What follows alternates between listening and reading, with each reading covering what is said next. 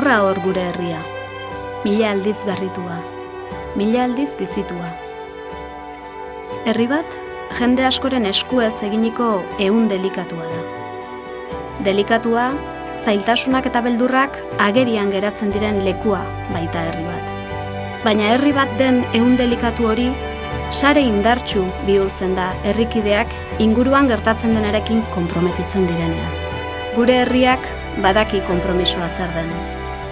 Ederki dakite konpromisoa zer den pentsionistek, feministek, ikasleek, langileek, eta oro har, askatasun individual zein kolektiboetan sinisten dugunok. Konpromisoa nitasunetik gutasunerako bidea da, edo nitik gura egiten dena.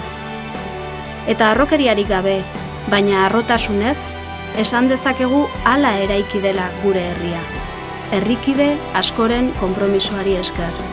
Garai nahasiak bizi ditugu, ziurgabetasunez beteak.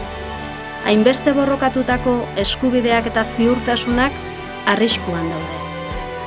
Horregatik, inoiz baino garrantzitsuagoa da geure bidea argitzen jarraitzea, elkarrekin eta irudimenez.